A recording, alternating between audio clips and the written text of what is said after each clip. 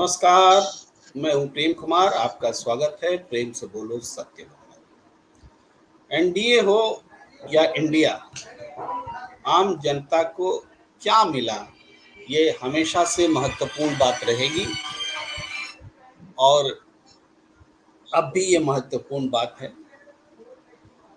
वर्तमान घटनाओं के आलोक में हम इस बात को परखें। देश की संसदीय प्रजातंत्र देश का संसदीय प्रजातंत्र जो चल रहा है, उसकी जो खामियां हैं वो हम मणिपुर में देख रहे हैं।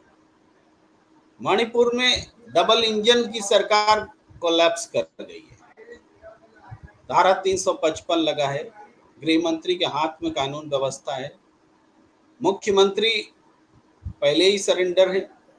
जब एक घटना का वायरल वीडियो आता है, पूरी दुनिया में हमारे विश्व गुरु छवि की ऐसी तैसी हो जाती है, तब प्रधानमंत्री जी बोलने को विवश होते हैं।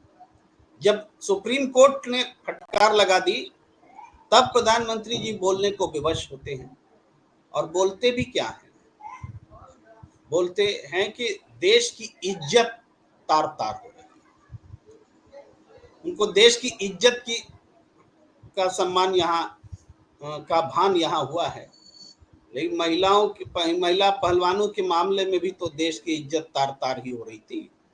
आज ब्रिजभूषण शरण सिंह जेल से बाहर, क्षमा करेंगे, जेल तो गए ही नहीं, जमानत पर रिहा, जमानत हो गई, जेल नहीं जाएंगे।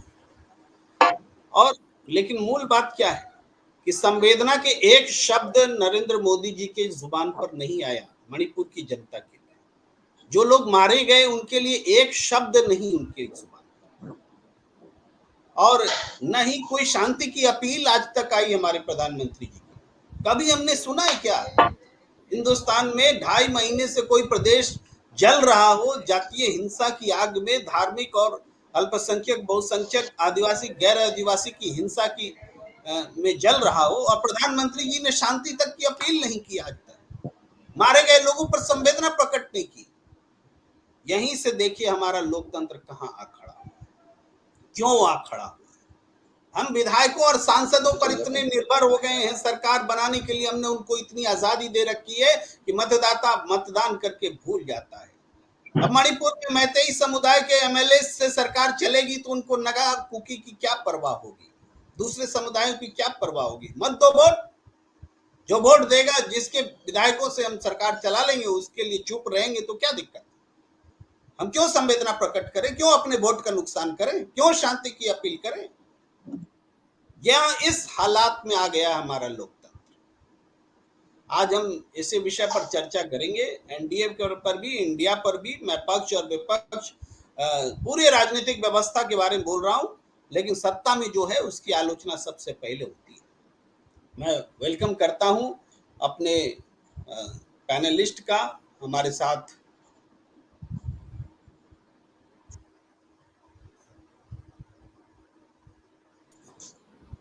स्वागत करता हूं। सत्यदेव चौधरी जी जुड़े हुए हैं, सत्य बहुमत पार्टी के संस्थापक हैं। हालांकि राजनीतिक दल आपने जरूर बनाई है सत्यदेव चौधरी जी, लेकिन राजनीतिक दल जैसा आचरण आपने नहीं रखा है। आपकी कोई शाखा नहीं है, कोई जिलाध्यक्ष नहीं है। बस इस राजनीतिक व्यवस्था का विरोध करने के लिए, एक विकल्प देने के लिए आपने एक राजनीतिक दल बना लिया है। वो कायदे से राजनीतिक दल की परिभाषा में तो आप आते भी नहीं। मैं वेलकम करता हूं ब्रिजमोहन चंदेलिया जी का, आपका बहुत बहुत स्वागत है। और शुरुआत, अभी और भी मेहमान जुड़ेंगे हमारे साथ, हम इंतजार करते हैं उनका। शुरुआत सत्यदेव चौधरी जी से करना चाहता हूं कि देखिए, एनडीए बन गया 38 दलों का संगठन, माने रिवाइव हो गया एक तरह से। 38 दल में 25 दल तो ऐसे हैं जिनके पास एक भी सांसद नहीं है। 10 दल तो ऐसे हैं जो पंजीकृत हैं मात्र, मतलब आधिकारिक क्षेत्रीय दल भी नहीं है। यही हाल इंडिया में भी है। 6 दल ऐसे हैं जिनके पास कोई सांसद नहीं है। संख्या इधर उधर हो सकती है, दोनों का नेचर एक है। जुटान कर लो, जुटान कर लिया। मेरा कुनबा बड़ा, मेरा कुनबा बड़ा। आप विधायकों सांसदों का कुनबा बढ़ा रहे थे, अब छोटे छोटे दलों का कुनबा बढ़ाने लग गए। अरे मतदाताओं का कुनबा कौन बढ़ाएगा?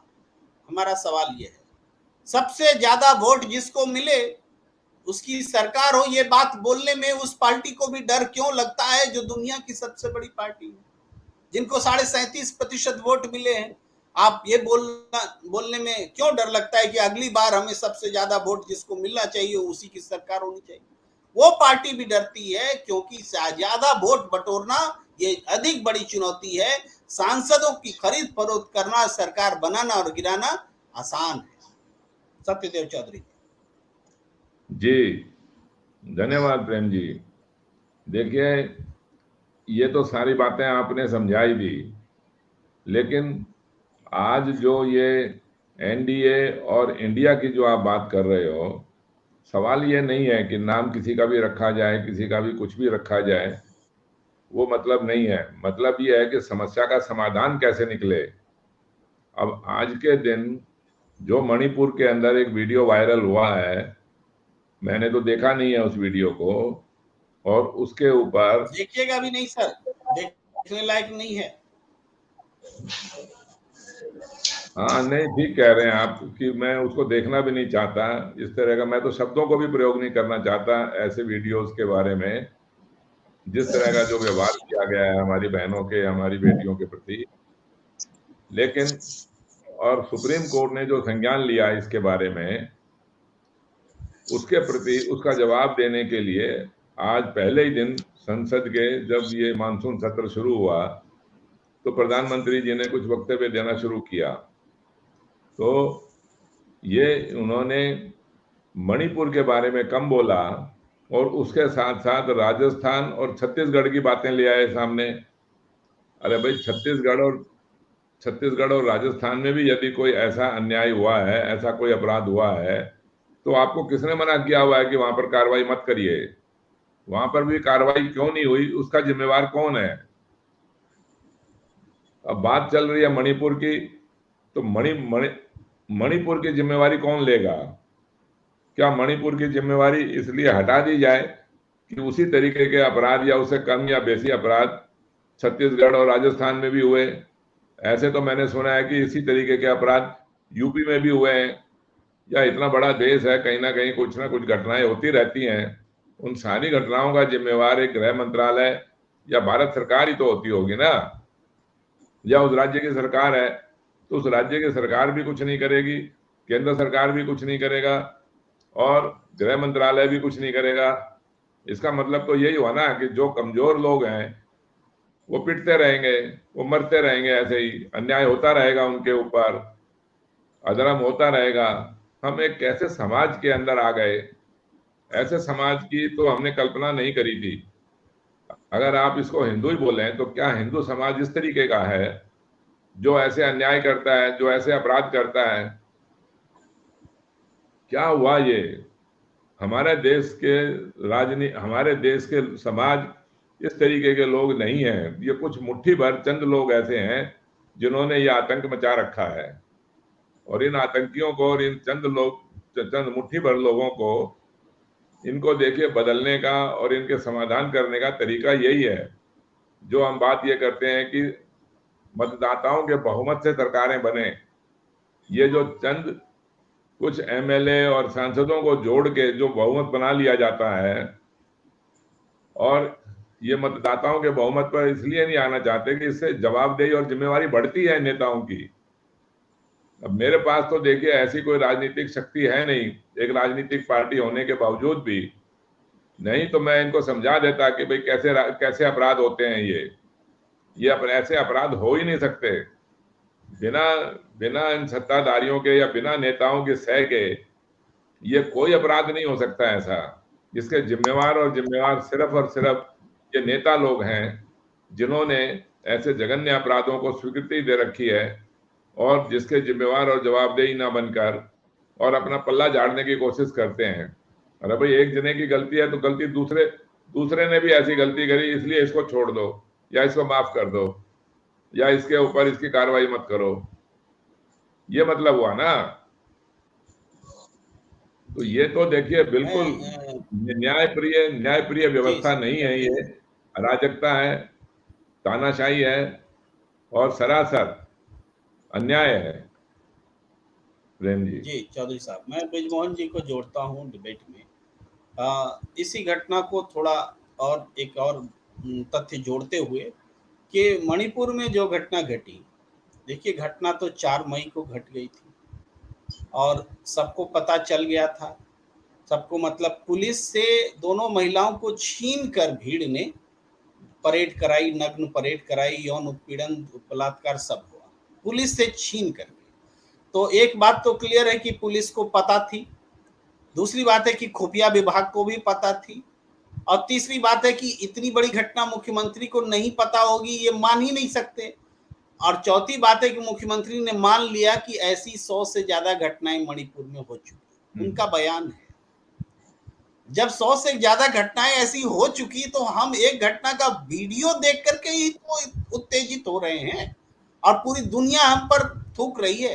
अभी अभी थोड़ी देर पहले न्यूयॉर्क टाइम्स का हेडलाइंस देख रहा था, वो एग्जैक्ट हेडलाइन याद नहीं, लेकिन वायरल वीडियो ने जातीय हिंसा को और धार्मिक हिंसा को का की पुष्टि की और प्रधानमंत्री जी बोलने के लिए विवश हुए, इस आशय का हेडलाइन है न्यूयॉर्क टाइम्स। पूरी दुनिया ऐसे ही देखेगी कि आम प्रधानमंत्री जी ने इसको कानून व्यवस्था का मामला बता दिया। राजस्थान, छत्तीसगढ़ सब सरकारों को कानून व्यवस्था मजबूत करने की हिदायत दे दी। ये कानून व्यवस्था का तो मामला नहीं है, ये तो जातीय हिंसा का मामला है, ये धार्मिक हिंसा का मामला है, ये अल्पसंख्यक बहुसंख्यक का मामला है, ये आदिवासी नॉन आदिवासी का मामला है, ये दो सरकारों के फेल होने का मामला है, सिस्टम के कोलैप्स होने का मामला है। इसकी घटना देश के किसी अन्य घटना से हो ही नहीं सकती। कानून व्यवस्था बोलेंगे तो इसका मतलब इस घटना को हम सिंपल कहीं कोई क्राइम हो गया पुलिस की लापरवाही से वो घटना मान रहे हैं। क्या कहेंगे आप ब्रिजमोहन जी? देखिए प्रेम जी, मैं आपको सबसे पहले तो मैं ये कहना चाहूंगा कि ये जो घटना है बहुत ही दुखद और निंदनीय है। बहुत ही जो भी हुआ वो हमारी बहन बेटियां हैं, जो उनके साथ हुआ दुर्व्यवहार, उसकी मैं आलोचना करता हूँ। और इसमें जो है पूरी पूरी कानून व्यवस्था जो है चरमराई हुई है और कानून व्यवस्था को सही करना बहुत आवश्यकता है। और रही बात प्रधानमंत्री जी की, प्रधानमंत्री जी ने आज पार्लियामेंट सत्र में खड़े होकर के खुद उस वक्तव्य पे इस जो दुखद जो घटना घटी है उस पर दुख प्रकट किया है प्रधानमंत्री जी ने। और मैं आपको बता दूं कि ऐसा यही एक ऐसा राज्य नहीं है, आप छत्तीसगढ़ में चले जाइए, आप राजस्थान में चले जाइए, आप बंगाल में चले जाइए, आप थोड़ा सा संशोधन है कि प्रधानमंत्री जी ने जो बयान दिया वो संसद के भीतर नहीं बल्कि संसद के बाहर, संसद में जाने से पहले बयान दिया, इसलिए इस बयान को संसद में दिया गया बयान हम नहीं कह सकते। मेरा कहना यह है कि पार्लियामेंट्री सत्र के दौरान ही के ये बयान आज का जो है पार्लियामेंट्री के दौरान ही आया है जी, आज का बयान है ना जी। चलिए पार्लियामेंट के सत्र के दौरान आप अपनी बात बोलिए। क्योंकि ये देखिए प्रधानमंत्री जी ने भी खुद इस पर दुख प्रकट किया है कि जो हुआ है बिल्कुल गलत हुआ है और ऐसा नहीं होना चाहिए। क्योंकि कानून व्यवस्था वहां पर जो है, अगर कोई भी दो समुदाय के लोग आपस में इस तरह की घटनाओं को बढ़ा रहे हैं तो वो मैं समझता हूँ कि न्याय प्रणाली जो है ना, न्याय को प्रणाली को ठीक करने की बहुत आवश्यकता है उसमें। और आपने देखा होगा ऐसी बहुत सारी घटनाएं राजस्थान में भी घटी, छत्तीसगढ़ में भी घटी, बंगाल में घटी। बंगाल में आए दिन ये घटनाएं चलती रहती हैं, बंगाल का तो कोई जिक्र करता नहीं है। आप ये बताइए राजस्थान में होता है, दलित परिवार को साथ में होता है, या कभी छत्तीसगढ़ में होता है, तो वहां पर इस तरह की बातें क्यों नहीं होती हैं? पिछले दिनों में आपने देखा होगा हिमाचल में भी ये घटनाएं घटी। आप ये देखिए ना जी कि आज प्रधानमंत्री जी ने स्वयं खड़े होकर के इस बात को कहा कि भाई मैं इस विषय पे मैं दुख प्रकट करता हूं और ये बहुत ही निंदनीय है और जो भी इसका दोषी है उन दोषियों के खिलाफ सख्त से सख्त कार्रवाई होगी। ठीक है, आप संतुष्ट हैं ना? जी आप संतुष्ट हैं पूरी तरह से कि प्रधानमंत्री जी ने जी, जो हमें व्यक्त कर दी? हमें हमें प्रधानमंत्री जी पे और गृह मंत्रालय पे भरोसा है। हाँ, हमें माननीय प्रधानमंत्री जी पर, और वह अपने जो देश के हमारे गृह मंत्री हैं उन्होंने जो आश्वासन दिया है कि हम इस पर सख्त से सख्त कार्रवाई करेंगे। आपने देखा होगा आज कि 452 गिरफ्तारियां वहां पे हो चुकी हैं, और अभी भी जो है न्याय प्रक्रिया जो है बिल्कुल अभी भी दुरुस्त है करने के लिए, अभी भी जो है उनको अरेस्ट जो है करने के लिए कानून व्यवस्था को उन्होंने तेज करा हुआ है। गृह मंत्रालय का सख्त आदेश है ये।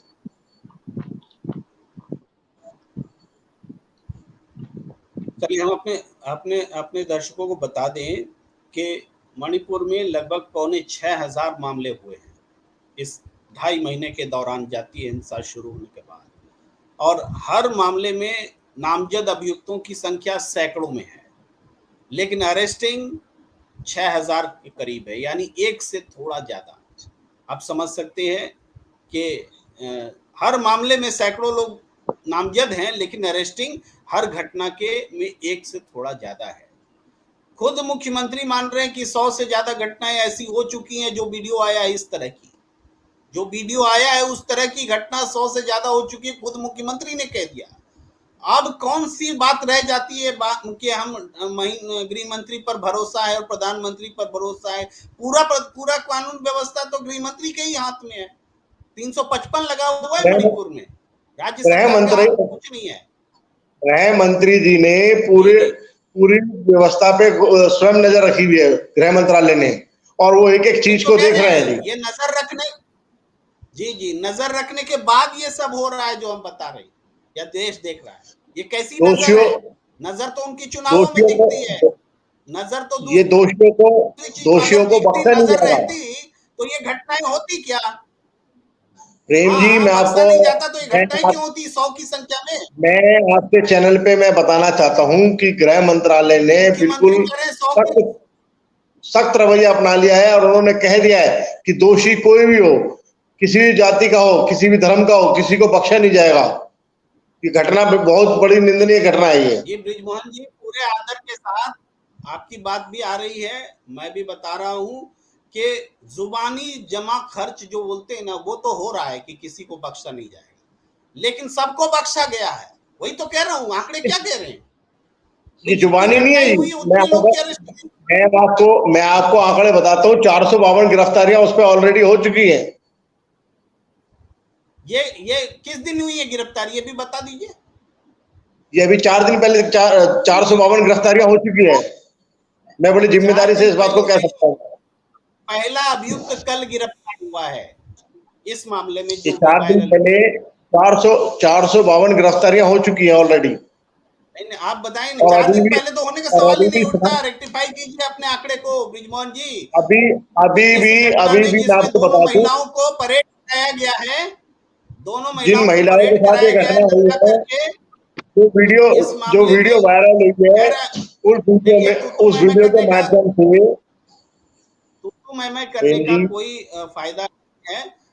जो तथ्य है आप भी अपनी बारी में बोलिए। हाँ, लेकिन जो बात है, जो पूरी दुनिया सवाल उठा रही है, गृह मंत्रालय के हाथ में कानून व्यवस्था है मणिपुर की, तब मुख्यमंत्री करें 100 घटनाएं ऐसी हो गई हैं, अब कौन सी नजर रखी जा रही है? भाई ऐसा नजर तो मत रखो, प्रणाम है आपको, मत ये रखिए ऐसे बिल्कुल नजर कि मणिपुर में सख्त ऐसी घटनाएं हो। सख्त निर्देश है। राष्ट्रपति शासन लग जाना माननीय चाहिए था, गृह मंत्री का इस्तीफा हो जाना चाहिए था, मुख्यमंत्री सैक कर माननीय दिए गृह जाने मंत्री चाहिए जी ने थे। सख्त निर्देश दे दिए गए हैं। माननीय गृह मंत्री जी ने सख्त निर्देश दिए हैं कि दोषियों को बिल्कुल भी नहीं बख्शा जाएगा, और उनकी शिनाख्त जारी चलिए है। ओम जी, जो फोटो बात आज रिपीट वायरल हो हुए रही है हैं सॉरी। उनको देखा जा रहा है। हाँ जी, बात रिपीट हो रही है, मैं ओमनाथ जी के पास आता हूँ। ओमनाथ जी, आज मणिपुर से ही हम लोग बात कर रहे हैं, और बात कर रहे हैं कि हमारी जो संसदीय प्रजातंत्र है हमारा, वो इतना संवेदनहीन हो गया है कि वोट बैंक की चिंता है। अगर कुछ एक्शन लेंगे तो वोट हमारा चला जाएगा, एमएलए जो है हमारा साथ नहीं देंगे, और ये कारण है कि आज तक 125 से ज्यादा लोग मारे गए हैं हिंसा में। 130 से कुछ बड़ी अधिक संख्या है कुछ दिन पहले की। 60,000 से ज्यादा मणिपुर में विस्थापित हुए हैं, शरण कैंप में रह रहे हैं। मीडिया में भी कोई खबर तब तक नहीं आई थी जब तक कि विपक्ष वहां गया नहीं, कोई खबर नहीं आई। लेकिन अब जब वीडियो आ गया, वायरल वीडियो, तब प्रधानमंत्री जी ने बोला, लेकिन आज कभी शांति की अपील तक नहीं की। शांति की अपील आज तक नहीं की है प्रधानमंत्री जी। संवेदना के 2 शब्द नहीं कहे हैं मारे गए लोगों के प्रति। ये 2 बातें संवेदना काफी प्रकट नहीं करके है, नहीं की है। जिम्मेदारी से कह रहा हूं। ये ओमनाथ जी, देखिए प्रेम जी, पॉलिटिकल पार्टियों के लिए कितने लोग मारे जाते हैं उनके लिए आंकड़ा मायने नहीं रखता है, चाहे वो कोई भी पार्टी हो। हम लोग माने 76 साल से ये देखते आ रहे हैं, सुनते, माने हम तो देखते नहीं आ रहे हैं, सुनते आ रहे हैं। ये ऐसी कोई घटना नहीं है जिसके नेताओं को, जो नेताओं मतलब किसी भी पार्टी के हों, उनको कोई फर्क नहीं पड़ता है। लोकतंत्र कहाँ जा रहा है, कैसे हो रहा है, इससे किसी को कोई मतलब नहीं है। लेकिन इसमें क्या है कि जैसे होम मिनिस्ट्री अपना काम नहीं किया, वहां के मुख्यमंत्री,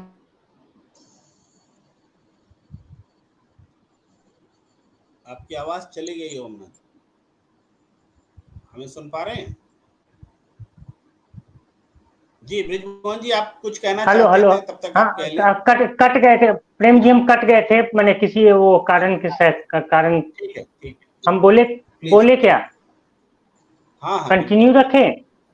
बिल्कुल। देखिए वो समस्या ये है कि हमारे यहाँ किसी का माने समाधान निकालने की कोशिश लोग नहीं करता है। लोग, कोई भी दल हो, वो कोशिश करते हैं कि हम कैसे सत्ता में बने रहें। आपको हम एक एग्जांपल बताते, तकनीकी दिक्कत है। जी ब्रिजमोहन जी, अपनी बात पूरी कर लीजिए, फिर जब ओम जी छोड़ेंगे तब कंटिन्यू। मैं ये कहना चाह रहा हूँ कि जो गृह मंत्रालय ने सख्त आदेश दे दिए हैं कि भाई आप जो है कुछ भी करें और दोषियों को बिल्कुल भी ना बख्शा जाए, ये गृह मंत्रालय का निर्देश है, सख्त निर्देश है। मैं आपको बार बार इसी बात से आपको अवगत करा रहा हूँ। निर्देश है? किस तारीख को निर्देश है? कोई आज की बता रहा हूँ मैं आपको, आज की बता रहा हूँ। जब ये वीडियो वायरल हुआ है, उसके वीडियो वायरल होने के बाद में गृह मंत्रालय, माननीय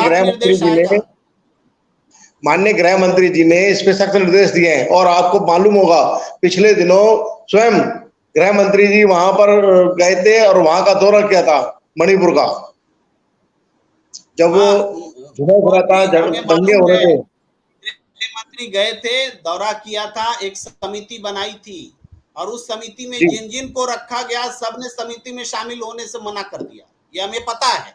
लेकिन उसके बाद दोबारा नहीं गए अमित शाह जी। समिति दिल्ली में बैठ के बनाई, वहां पर नहीं गए, वहां बैठ के नहीं बनाई। और हमें यह भी मालूम है कि मणिपुर के तमाम विधायक, जिसमें बीजेपी के भी विधायक थे, आकर के 20 दिन तक दिल्ली में बैठे रहे कि प्रधानमंत्री जी से मिलना है, गृह मंत्री जी से मिलना है, किसी ने समय नहीं दिया। ये भी हमें मालूम है, देश को पता है। मैं आपको बता दूं, प्रधानमंत्री जी का व्यस्तता के कारण प्रधानमंत्री जी ने समय नहीं दिया। प्रधानमंत्री जी, आपने देखा होगा, मणिपुर में हिंसा की आग में जल रहा है, प्रधानमंत्री के पास समय नहीं है। अरे चुनाव की रैलियां करने का समय है। मणिपुर जी, कार्यक्रम पहले तय होते हैं, जो कार्यक्रम पहले तय होते हैं उन कार्यक्रमों को भी देखना होता है। देश की अर्थव्यवस्था के लिए दर्शक ही समझ रहे होंगे जी कि प्रधानमंत्री जी के तय कार्यक्रम रोक दिया जाता है। जब मणिपुर जैसी हिंसा होती है, विदेश का कार्यक्रम रुक जाता है। क्या बात कर रहे हैं आप? चुनाव की रैलियां जरूरी नहीं है? 38 दलों का बैठक महत्वपूर्ण है, मणिपुर महत्वपूर्ण नहीं है? क्या बात कर रहे हैं? देखिए, हम ये नहीं कह रहे कि मणिपुर जरूरी नहीं है। मणिपुर उतना ही जरूरी है जितने अन्य प्रदेश जरूरी है। लेकिन जो कार्यक्रम पहले से तय होते हैं, जो कार्यक्रम तय है, उनको भी फोकस करना जरूरी है। चलिए ओम जी, आप अपनी बात पूरी कीजिए। जी प्रेम जी, हम यही बोल रहे थे, जैसे अब प्रधानमंत्री गए या नहीं गए, लेकिन प्रधानमंत्री का निर्देश ही काफी है और उनका मार्गदर्शन ही काफी है। वहां पे चूक हुई है तो होम मिनिस्ट्री से हुई है, चूंकि होम मिनिस्ट्री का काम है। प्रधानमंत्री तो कहीं जाते माने किसी काम को रोक नहीं सकते हैं, माने उसको डायरेक्शन दे सकते हैं। तो होम मिनिस्ट्री को ओम जी, सचिन तेंदुलकर का उंगली में चोट लग जाए उसके लिए प्रधानमंत्री जी ट्वीट कर सकते, अब प्रधान मारे जाए 130 से ज्यादा तो प्रधानमंत्री जी को ट्वीट करने का समय नहीं है, क्या बात नहीं नहीं नहीं नहीं, देखिए प्रधानमंत्री जी पॉलिटिकल पार्टी हैं तो वो राजनीति को भी देखते हैं। पार्टी और नहीं है, देखिए जैसे प्रधानमंत्री है, देश के प्रधानमंत्री 140 नहीं करोड़ की नुमाइंदगी करते हैं, आज भी उन्होंने कहा है। प्रेम जी करते हैं, वो सही बात है, लेकिन देखिए मणिपुर में जो घटना घटी है उसमें चारों तरफ से फेल्योर है। विपक्ष राजनीति कर रहा है और जो सत्ता दल है वो भी फेल्योर लेके हम राजनीति क्या कर रहा है। करें? विपक्ष का सर फेल्योर से देखिए, क्या मतलब है? विपक्ष शांति ला देगा क्या वहां? विपक्ष कानून तो व्यवस्था बना देगा? तो देखिए लॉ एंड ऑर्डर मेंटेन करना सत्ता पक्ष का काम है, उसमें कहीं ना कहीं चूक हुई सत्ता है, पक्ष नहीं, लेकिन सरकार का काम है, पार्टी हम नहीं बोल रहे, हाँ भारतीय जनता पार्टी नहीं बोल नहीं रही, नहीं, सत्ता सरकार बोल रही। सत्ता पक्ष जो सत्ता में है, सरकार में है।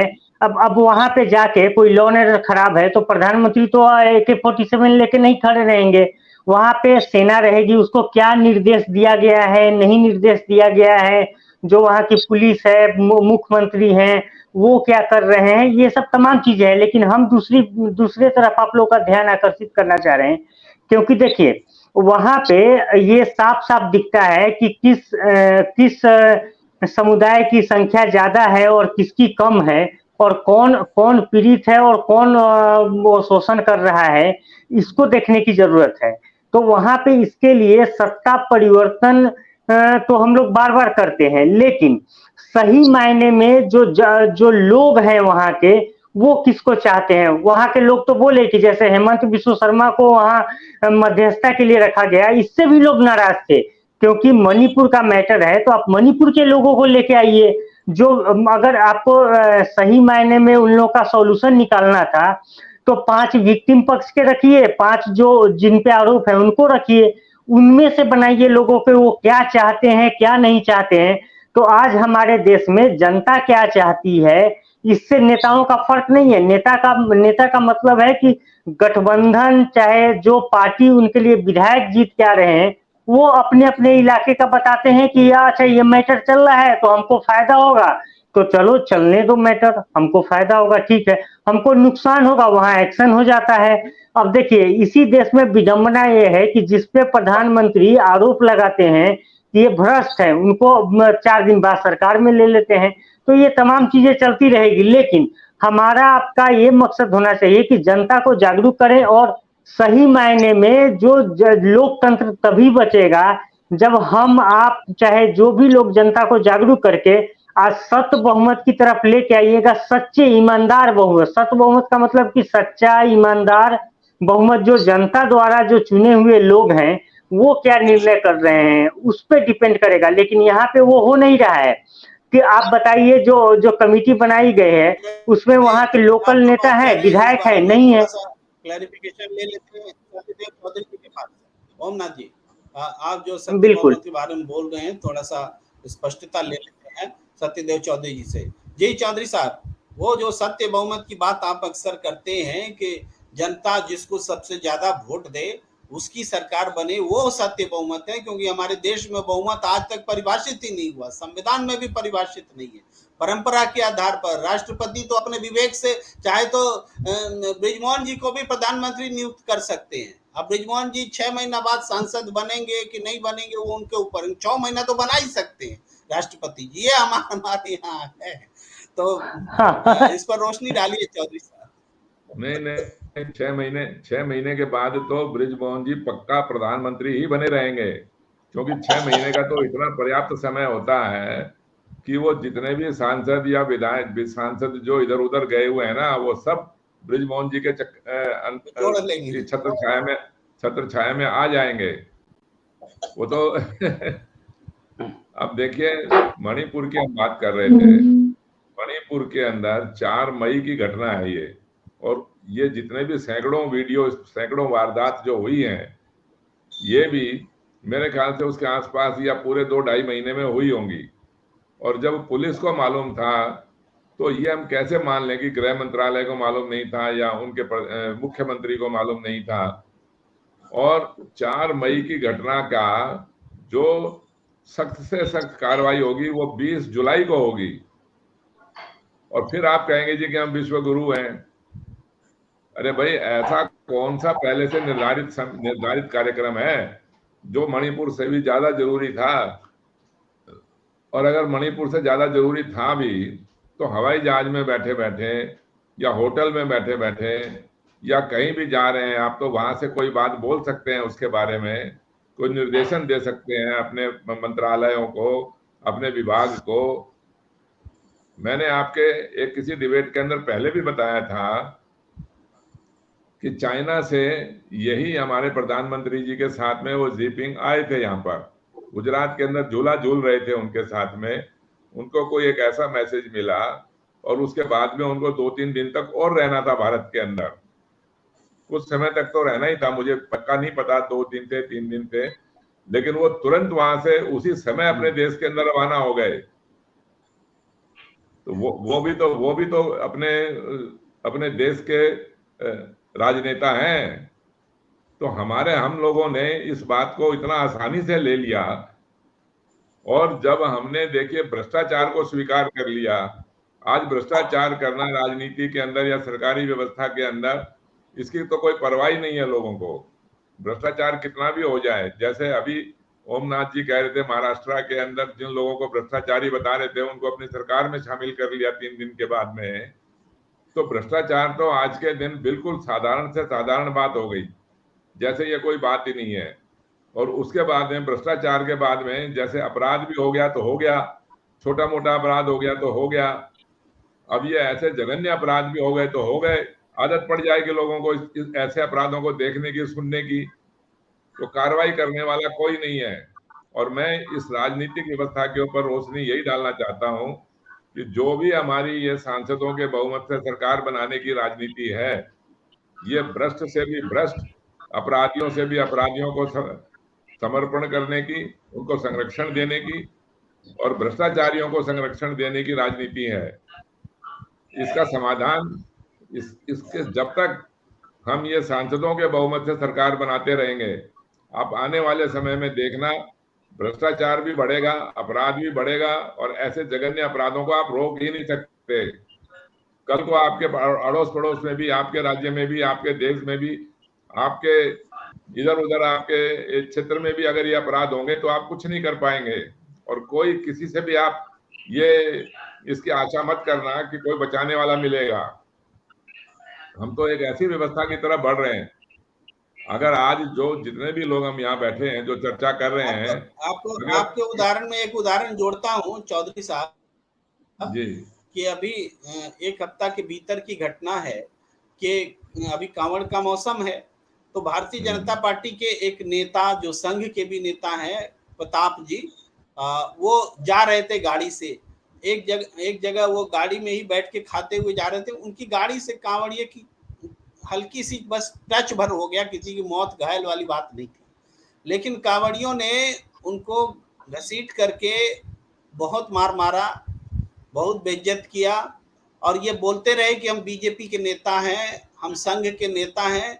उन लोगों ने कहा नहीं, तुम जरूर मुसलमान हो, और इस बात का बजाता उनका इंटरव्यू है, उन्होंने बताया है, और ये घटना घटी है। तो हम जैसा माहौल बना चुके हैं ना देश में, उसमें कोई बचेगा नहीं। जी, यही मैं बोलने की कोशिश कर रहा हूं प्रेम जी। मैं भी आपको उसी तरीके से बात करने की कोशिश कर रहा हूं कि धीरे धीरे जैसे जैसे अगर मणिपुर की अगर हमारे को चिंता नहीं है, यहाँ दिल्ली में बैठे हुए लोगों को तो ऐसा लगता है कि कुछ राजनीति से संबंधित, या आप जैसे पत्रकार इसकी चर्चा करते हैं, लेकिन आम लोगों के बीच में अगर आप जाएंगे, किसी बाजार में जाएंगे, तो शायद उनको ये भी नहीं पता होगा कि मणिपुर राज्य है कहाँ पर, क्या हो रहा है वहां पर। उनको कोई लेना देना नहीं है। यहाँ के होटल खचाखच भरे हैं, सब हवाई जहाज भरे पड़े हैं कहीं घूमने फिरने जाने के लिए, छुट्टियां मनाने के लिए, वो सब, इनको यहाँ के लोगों को कोई संवेदना है ही नहीं। और जिन लोगों को संवेदना है उनकी हम बातों को देखिए गंभीरता से ना लेकर हम बड़ी आसानी से, जो लोग जिम्मेवार हैं इस राजनीतिक व्यवस्था के, या जो इसको न्याय लॉ एंड ऑर्डर को मेंटेन करने के लिए जो जिम्मेवार हैं, हम तो उनको एक फायदा देके उनको छोड़ रहे हैं कि भाई इन्होंने तो जो कार्रवाई करनी थी कर दी, पहले से निर्धारित कार्यक्रम है, इसलिए प्रधानमंत्री जी वहां चले गए, गृह मंत्री जी ने एक बारी दौरा कर लिया, पर्याप्त हो गया, चाहे घटना का वहां पर कोई समाधान हुआ या नहीं हुआ। अगर हम इस तरीके से इनको बरी करते रहेंगे तो आपको ऐसा क्या लाभ हो रहा है इनको इतना इनको बरी करने के लिए? अरे भाई जिम्मेवार कौन है फिर, ये बताइए। और राजनीतिक व्यवस्था जिम्मेवार है, तो हम इनको व्यक्तिगत आरोप नहीं लगाते हैं किसी के ऊपर भी। व्यक्तिगत आरोप न लगाकर ये राजनीतिक व्यवस्था ही ऐसी है कि जब तक ध्रुवीकरण नहीं करो समाज का, धर्मों का, जातियों का, वर्गों का, तब तक हम इस सत्ता के ऊपर बहुमत बना ही नहीं सकते। और ध्रुवीकरण करना बहुत आसान है, थोड़े से लोगों का ध्रुवीकरण करो, उनके वोट लो, जीतो और उनका बहुमत बना के सरकार बना लो। अब आज भी तो देखिए ना, चाहे कितनी भी बड़ी विश्व की सबसे बड़ी पार्टी है ये, कितने भी वोट लिए इन्होंने, फिर भी आज बीजेपी के जीते हुए सांसदों के कुल वोट 15-16 करोड़ से ज्यादा नहीं है। अगर इस बात में कोई गलती हो तो मेरे को आप बता दीजिए। तो जहां 140 करोड़ लोगों का देश, टोटल वोट्स उनको 23 करोड़ के लगभग जरूर है, भारतीय जनता पार्टी को टोटल वोट्स 23 करोड़ के लगभग है, लेकिन वो वोट्स जीते और हारे उम्मीदवार सब मिला करके जो बीजेपी को मिले, अगर सिर्फ जीते हुए यानी सांसदों के वोट जोड़ेंगे तो वो निश्चित रूप से 16-17 करोड़ ही जाएगा। तो 16-17 करोड़ वोट 140 करोड़ के देश में मात्र 10%, 12% वोट लेके जिन्होंने सरकार बना रखी है, और वो सरकारों की ऐसी ठेकेदारी हो रही है कि उनसे कोई सवाल करने वाला नहीं है। वो सरकार कोई प्रेस वार्ता नहीं करेगी, लोगों की सुनेगी नहीं, आप जितनी मर्जी शिकायतें करते रहिए, उसकी कोई सुनने वाला नहीं है। ले दे के आरोप फिर विपक्षियों के ऊपर गढ़ देते हैं। अरे हम विपक्षियों को बरी नहीं कर रहे हैं, लेकिन जिम्मेवारी विपक्षियों की नहीं है। आज के दिन जिम्मेवारी तो जो सत्ता में बैठे हैं उनकी है ना। आज मणिपुर में ऐसे हो रहा है तो फिर छत्तीसगढ़ में भी ऐसे ही होगा, राजस्थान में भी ऐसे ही होगा, यूपी में भी ऐसे ही होगा। तो फिर ये गृह मंत्रालय और प्रधान मंत्रालय किस बात के लिए बैठे हैं? क्या चीज के इंतजार कर रहे हैं कि भाई कौन से देश के क्या प्रलय आएगी, चौधरी साहब तब ये बोलेंगे। मैं आता हूँ, ब्रिजमोहन जी भी कुछ बोलना चाहते हैं, उनके पास बस एक बात बोलते हुए आता हूँ। जैसे चौधरी के पास आ रहा हूँ, ब्रिजमोहन आपके पास ही आ रहा हूँ कि ब्रिजमोहन जी, जैसे आप थोड़ी देर पहले कह रहे थे कि राजस्थान में भी ऐसा ही हुआ, छत्तीसगढ़ में भी ऐसा ही हुआ, हिमाचल में भी ऐसा ही हुआ, यानी आप उन राज्यों को चुन रहे थे जो बीजेपी शासित नहीं है और विपक्ष या कांग्रेस शासित है। प्रधानमंत्री जी ने भी ऐसा ही किया। आप तो बीजेपी के समर्थक हो सकते हैं, प्रधानमंत्री तो देश के हैं, वो क्यों चुन करके केवल विपक्ष के राज्य बताएंगे? वो भी तो देश के प्रधानमंत्री हैं। उन्होंने उत्तर प्रदेश का नाम क्यों नहीं लिया? उन्होंने किसी और प्रदेश का नाम क्यों नहीं लिया? अभी आपने 2 दिन पहले देखा होगा, 2 दिन पहले महाकाल की यात्रा निकल रही थी मध्य प्रदेश में। कुछ समुदाय के लोगों ने उस महाकाल की शोभा यात्रा के ऊपर अपने घर से बोतल में पानी पिया, पानी पी करके कुल्ला कराया। ये कहाँ की नैतिकता है? ये बताइए, ये कौन सा धर्म इजाजत देता है कि आप किसी मजहब पे, किसी धर्म के जो यात्रा निकल रही हो तो आप उस पर कुल्ला करें, उस पर आप थूकेंगे आप, फिर आप कहते हैं कि जी आप हिंदू मुस्लिम की बात करते हैं। ये कहाँ की नैतिकता है?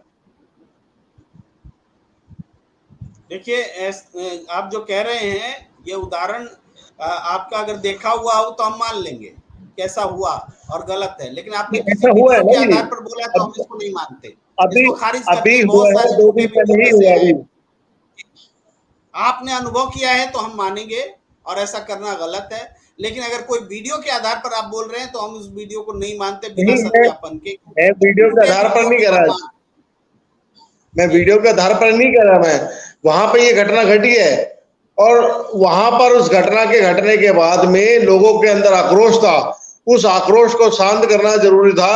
उस आक्रोश को शांत करने के लिए दोषियों को तुरंत अरेस्ट करा पुलिस ने और उनको तुरंत अरेस्ट करने के बाद में उनको सख्त कार्रवाई करी उनके साथ में, उनके जो है मकानों को ध्वस्त किया गया। अब ये बताइए कि अगर आप हिंदू धर्म के हैं तो आपके ऊपर कोई भी दूसरी जाति का या कोई भी विशेष वर्ग का कोई भी धर्म का व्यक्ति अगर आपके साथ में गलत व्यवहार कर रहा है तो उसको सजा मिलनी चाहिए, नहीं मिलनी चाहिए। चाहे वो मुस्लिम है, चाहे वो हिंदू है, चाहे वो सिख है, चाहे वो ईसाई है, दोषी दोषी होता है, चाहे वो उसकी कोई दोषी की कोई जात नहीं होती, कोई धर्म नहीं होता। यही बात तो मणिपुर के लोग पूछ रहे हैं ब्रिजमोहन जी। तो वहाँ चर्चे अब जलाए गए, वहाँ स्कूल जलाए गए, वहाँ कुकी समुदाय के लोगों का नरसंहार हुआ। ये तो पूछ रहे हैं ना, यही सवाल पूछ रहे हैं जो आप पूछ रहे हैं। दोनों सवाल में कोई यही फर्क बात नहीं है। यही बात मैं आपको कह रहा हूं कि प्रधानमंत्री जी हर विषय पे पर्सनल आकर के कोई एक्शन नहीं लेते हैं। उसमें एक जवाबदेही के लिए गृह मंत्रालय है, तो गृह मंत्रालय ने जो कार्रवाई करनी थी, गृह मंत्रालय अपनी कार्रवाई कर चुका है। और वहां पर आपने देखा होगा न्याय प्रक्रिया इतनी सुचारू रूप से वहां पर सक्रिय हो चुकी है कि वहां पर पुलिस ने 452 लोग, मैं जिम्मेदारी से बता रहा हूं आपको, मैं आप किसी भी न्यूज चैनल को, किसी भी डिबेट को आप देख लीजिए, वहां पर बताया गया है कि उसके वहां उस राज्य में, मणिपुर के राज्य में 452 लोग अरेस्ट हो चुके हैं ऑलरेडी और अभी भी गिरफ्तारियां जारी हैं। मैं आपको दोहरा रहा हूं कि इस घटना में जो वायरल वीडियो हुआ है उसमें एक अभियुक्त की गिरफ्तारी कल हुई है, और जो भी अरेस्टिंग हुई है मैं संख्या चूंकि अभी नहीं जानता इसलिए मैं आपको कंट्राडिक्ट नहीं करता, लेकिन जो भी हुई है कल से आज तक में हुई है।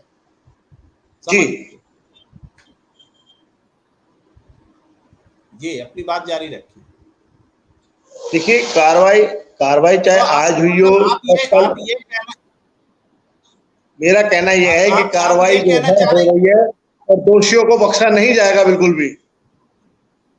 हाँ तो 2.5 महीने हो गए, 80 दिन हो गए और रोज हिंसा हो रही है। बीजेपी के मंत्री के घर भी जलाए गए हैं, आपको पता नहीं है?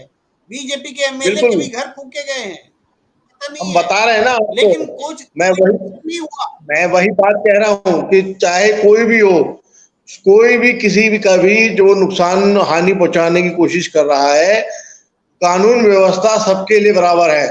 तो कानून अपना काम कर रहा है, कानून उनको सजा देने का काम कर रहा है, कानून उनको बख्शेगा नहीं। अब आप बताइए और कैसे होगा? आज भी गिरफ्तारी हुई, कल भी गिरफ्तारी हुई। हाँ ब्रिजमोहन जी जो कह रहे हैं कानून अपना काम कर रहा है, अगर काम कर ही रहा होता तो 80 दिन तो हिंसा नहीं चलती ओमनाथ जी। हिंसा होते हुए 80 दिन हो गए, कहाँ काम कर रहा है कानून? बिल्कुल देखिए इसमें क्या है, हम लोग माने बीजेपी के घर भी फूके गए, कार्यालय भी फूके गए, कई बीजेपी के नेता को पकड़ा, माने तंग किया गया। अगर बदले की भावना होती तो वहां पे बहुत सारे लोग अरेस्ट होते। लेकिन देखिए प्रशासन का जो एक सिस्टम बना हुआ है कि कौन वहां पे एक्शन लेगा, क्या करेगा, निर्देश होने के बावजूद भी हमारे यहाँ माने तमाम चीजें हो जाती है। तो ये एक अलग मैटर है। लेकिन देखिए मूल बात ये है कि वहां के लोगों की नहीं सुनी जा रही है प्रेम जी। वहां की लोगों की सुनी जाती, जैसे दो भाई में झगड़ा होता है, दो समुदाय में, चाहे दो किसी वर्ग में, जाति विशेष में, तो उसमें क्या होता है कि आप दोनों को बैठा के बात करते हैं। अभी तक तो हम लोग बैठाने की बात पे पहुंचे ही नहीं है। मैंने 280 दिन आप बता रहे हैं हो गई, लेकिन कोई बैठाने की बात ही नहीं किया है और कोई चर्चा ही नहीं है इस बात की कि इस समस्या का समाधान निकाला जाए, इसका सॉर्ट आउट किया जाए। कोई कौन करेगा? जो वहां पे जो देखिए अब सीधे हम प्रधानमंत्री को कैसे लपेट लें? वहां मुख्यमंत्री है, वहां का गृह मंत्री है, फिर वो नहीं 355 लगा हुआ है। और बात तो समझिए, 355 लगने का मतलब होता है कि वो स्टेट का पूरी व्यवस्था की जिम्मेदारी केंद्र सरकार की। अब किसको लपेटेंगे? मुख्यमंत्री को? क्या बात नहीं, गृह मंत्रालय को। गृह मंत्रालय अगर वहां पे फोकस होकर काम करती, देखिए वहां पे गृह मंत्रालय अगर अच्छे से काम करती, प्रधानमंत्री की है नहीं वैसे तो आपको वैसे तो देखिए, वैसे तो पूरे देश के हेड प्रधानमंत्री हैं, लेकिन हम लोग हर बात में उनको लाना जरूरी नहीं है, क्योंकि देखिए समस्या मूल जहां है। ये हर बात नहीं है, मणिपुर हर बात नहीं है। पूरा मणिपुर जल रहा नहीं है, जातीय उन्माद नहीं है, धार्मिक अनुमाद है। ये हाँ, तो कुल क्या पीएम छत्तीसगढ़ और राजस्थान प्रेम में जी घटी घटना से इसको तुलना नहीं कर सकते। प्रेम जी वहां क्या पीएम जाके आइसोलेटेड उन्माद घटना फैलाए नहीं है हैं, वो। गृह मंत्री उन्माद फैलाए हैं? नहीं, ऐसा नहीं हुआ है, वहां के लोग उन्माद फैलाए हैं। वहां को आप ही जो प्रश्न कर रहे हैं, जो आप ही जी- जवाब जीत दे के रहे आते हैं क्या? हैं। आप ही जवाब दे रहे हैं कि गृह मंत्री फैलाएं और प्रधानमंत्री फैलाएं। ऐसा देश में नहीं किसी ने नहीं कहा, आप ही ने बोला और आप नहीं ही ने जवाब दिया। नहीं नहीं नहीं, मैंने ऐसा नहीं है कि वहां पे जो उन्माद फैला है वो प्रधानमंत्री फैलाए हैं इसलिए हम उनको मैंने कटघरे में खड़ा करे। देखिए वहां के जो लोग हैं, वहां के जो लाल विधायक हैं, जो बहादुर वहां पे शास्त्री सत्ता एक पे ट्रेन काबिज है। एक्सीडेंट के बाद इस्तीफा दे दिए थे, तो लाल बहादुर शास्त्री ने ट्रेन एक्सीडेंट कराया था क्या? लाल नहीं बहादुर नहीं, शास्त्री अब ने एक वो तो ट्रेन इसकी इसकी एक्सीडेंट के बाद इस्तीफा दे दिया था, अब प्रेम तो जी उन्होंने उन्होंने अब ट्रेन एक्सीडेंट कराया था। अब हमारे देश में नैतिकता के आधार पर सरकार नहीं चलती है, आंकड़ों के आधार पर सरकार चलती है। जिसका आंकड़ा हो, मैंने वो नैतिकता वाली बात अब का इतिहास हो गई। आप बताइए कोई नैतिकता के आधार पर दिया है इस्तीफा उसके बाद? कोई नहीं देता है। न देते हैं, न देना चाहते हैं। और वो लॉजिक अपना अपना लेके आते हैं कि इस कारण से हुआ, इस कारण से हुआ, वो दिस दैट वो भी है। लेकिन कुल मिला के मेरा कहना यही है कि समस्या मणिपुर का है। हम माने प्रधानमंत्री दिल्ली में सुलझा नहीं सकते, गृह मंत्री दिल्ली में सुलझा नहीं सकते। बस हम लोगों की बात कर रहे हैं, नेता क्या कर रहे हैं नहीं कर रहे हैं। आखिर वहां पे बुद्धिजीवी भी हैं, वहां पत्रकार भी हैं, वहां विपक्ष के नेता भी हैं, सत्ता पक्ष के भी नेता हैं। ये लोग जो देखिए बाकी तमाम लोग हैं, लेकिन चलिए जो नेता हैं, जो लोग नेतृत्व देते अंतिम हैं। कमेंट के लिए चौधरी जी के पास आता हूँ जी। प्रेम जी एक सेकेंड, जो वहां अंतिम नेतृत्व कमेंट के लिए देते हैं चौधरी जी के पास आता उनकी हूँ। फेल्योर है, इस कारण से ये समस्या सॉर्ट आउट नहीं हो रहा है। और जब तक विक्टिम पक्ष और जो दूसरे लोग हैं, जब तक दोनों लोगों को बैठा के बातचीत नहीं होगी तब तक समस्या का समाधान नहीं हो सकता है। चाहे कोई भी कर ले नहीं होगा, क्योंकि जमीन पे जाना ही पड़ेगा। जी चौधरी साहब, जी प्रेम जी। जो भी है वहाँ सभ्य समाज जो है, सिविल सोसाइटी जो है, उन्हीं का दोष है। वहाँ इंटरनेट व्यवस्था फेल कर दीजिए, कर्फ्यू लगा दीजिए, सिविल सोसाइटी के लोग घर में बंद हैं पिछले 3 महीने से। दोष उन्हीं लोगों का है, उन लोगों का कोई दोष नहीं है जो सरकार चला रहे हैं, जो व्यवस्था चला रहे हैं, जिनके हाथ में पुलिस है। वो प्रधानमंत्री गृह मंत्री तो इनोसेंट है, वो कुछ कर ही नहीं सकते। वो तो जो करना होगा पुलिस को करना होगा, जो करना होगा लोकल लोगों को करना होगा, दो पक्ष लोगों को बिठा के बात करना होगा, वो लोग भी आपस में ही बैठ के बात कर लें। जी देखिए प्रेम जी, ये 3 मई को आप कह रहे हैं कि हम एक बारी मणिपुर के ऊपर ही केंद्रित रहते हैं बजाय छत्तीसगढ़, राजस्थान और ये यूपी की बात करने के। 3 मई को आप कह रहे हैं कि ये घटनाएं शुरू हुई, तो 3 मई से मणिपुर को हम एक बार ही हटाएं, तो 3 मई से पहले क्या हमारे इन नेताओं की राजनीतिक व्यवस्था एक भ्रष्ट राजनीतिक व्यवस्था है, इसके ऊपर चर्चा करना इनकी जिम्मेवारी नहीं है? आप मुझे बताइए, चलो मणिपुर के ऊपर हिंसा की घटना को तो एक बारी छोड़ देते हैं, लेकिन दुनिया भर के भ्रष्टाचार के ऊपर आरोप लगाते लगाते आप थक जाते हैं, आपकी जबान सूख जाती है।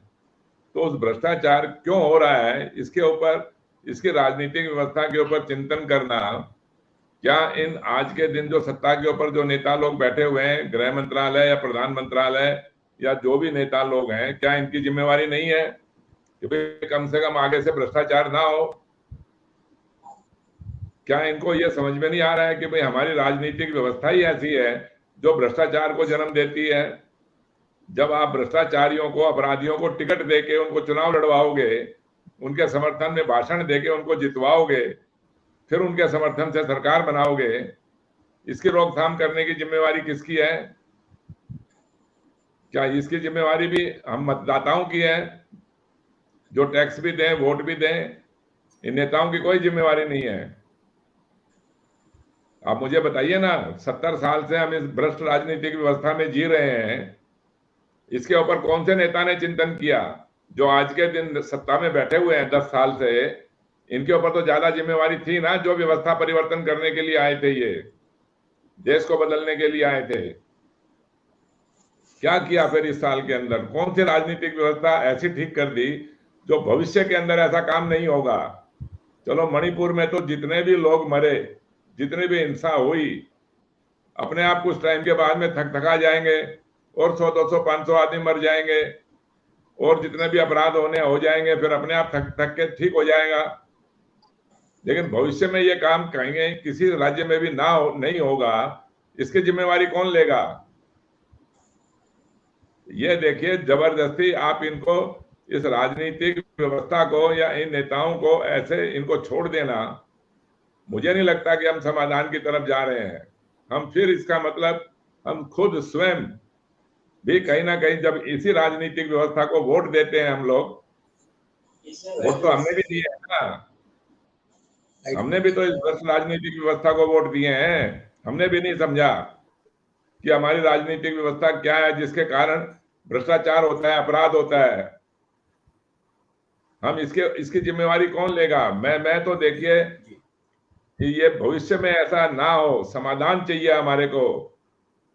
हम खाली ये लिपापोती करने से हमारा काम नहीं चलेगा। जो हो गया वो तो हो ही गया। उसको जो आदमी मर गया उसको जिंदा कौन करेगा? उसके बदले में आप किसी को सजा सुना के और 5, 10, 20 लोगों को फांसी पे चढ़ा देना, फिर कौन से वो जिंदा हो जाएंगे और कौन सा वो मरना बंद हो जाएंगे फिर भविष्य के अंदर? ये तो देखिए बिल्कुल एक डरावनी स्थिति है कि हमारे जैसे बुद्धिजीवी लोग भी इस बात के ऊपर नहीं आ रहे हैं हम कि भाई ये इस हिंसा का कारण क्या है। हम व्यक्तिगत बात कर ही नहीं रहे, किसी भी प्रधानमंत्री को या किसी भी गृह मंत्री को हम जिम्मेवार बना ही नहीं रहे व्यक्तिगत रूप से। हम तो राजनीतिक व्यवस्था को जिम्मेवार बता रहे हैं। तो उस राजनीतिक व्यवस्था के ऊपर बात चर्चा करना किसकी बात है, किसकी जिम्मेवारी है? ना तो हम आप लोग आपस में करेंगे बात, ना नेता करेंगे। राजनीतिक व्यवस्था वही भ्रष्टाचार की चलती रहेगी।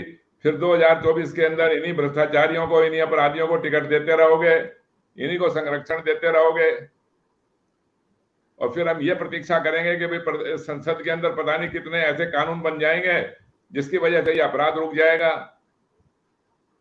ये तो अपने आप को अंधेरे में रखने के सिवाय हम कुछ नहीं कर रहे हैं। एक राजनीतिक व्यवस्था की बात करिए जिससे कि आगे भविष्य के अंदर समाधान हो। और वो व्यवस्था मैं जहां तक समझता हूं, मैं समझता नहीं हूं, है ही यही, सत्य बहुमत के सिवाय कोई समाधान ही नहीं है। आप मतदाताओं के बहुमत से सरकार बनाइए और समस्या का समाधान ढूंढ लीजिए। प्रेम जी। चौधरी साहब, अब चर्चा का समापन करने का वक्त, और आप उम्मीद कर रहे हैं कि संसद हमारी अच्छे कानून बनाएगी। एक कानून आया है कि जीएसटी भी अब पीएमएलए के अधीन हो गया, अब ईडी उसकी जांच किया करेगी। अब ये अच्छा कानून है या खराब कानून है, कारोबारी महसूस करके बताएंगे। तो इस चर्चा को यहीं समाप्त करने का वक्त। आप सबका बहुत बहुत आभार। सत्यदेव चौधरी जी, ब्रजमोहन जी, ओमनाथ जी और आप तमाम दर्शकों का भी जो लगातार हमारे साथ जुड़े रहे, आगे भी हम जुड़े रहेंगे। नमस्कार।